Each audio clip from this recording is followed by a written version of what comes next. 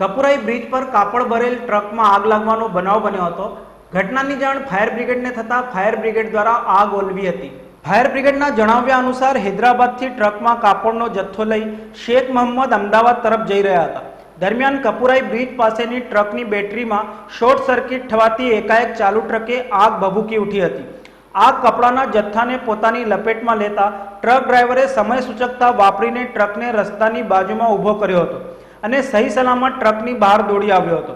ઘટનાની જાણ ફાયર બ્રિગેડને થતા સ્થાનિક પોલીસ તથા ફાયર બ્રિગેડે ઘટના સ્થળે પહોંચ્યું હતું, જ્યાં ફાયર બ્રિગેડે ટ્રક પર પાણીનો મારો ચલાવી આગને કાબૂમાં લીધી હતી, જ્યારે પોલીસે એક તરફનો વાહન વ્યવહાર બંધ કરાવ્યો હતો। આગના બનાવમાં કાપડના રોલને નુકસાન પહોંચ્યું હતું। ઘટનાને કારણે મોટી સંખ્યામાં લોકટોળા કપુરાઈ બ્રિજ પર દોડી ગયા હતા।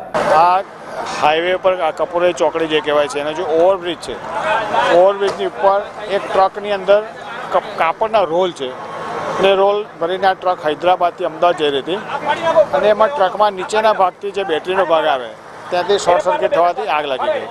એટલે નજીકમાં તમને ડીઝલની ટેન્ક બી મળે અને ટ્રકમાં આગ લાગતા એની અંદર જે કપડાનો જથ્થો હતો કે જે રોલના રૂપમાં છે એ આખો પકડી ગયો હતો। એટલે ડ્રાઈવરે સમય સૂચકતા વાપરી સાઈડમાં ગાડી ઊભી કરી દીધી અને અમને ફાયર બ્રિગેડને કોલ આપતા અમે પાણીગેટ અને ગાજરાવાડી ફાયર સ્ટેશનની ગાડીઓ અત્યારે કામ કરી રહી છે અને આગ લગભગ કંટ્રોલમાં છે। Thank you. આશરે નુકસાન તો બહુ અંદાજ નહીં આવે, કારણ કે હવે ટ્રકના માલિકની સાથે વાતચીત કરીશું કે તમારો મટીરિયલ કયું છે અને કેટલાનું છે, ક્યાં વપરાય છે, એના પરથી થોડો અંદાજ આવશે।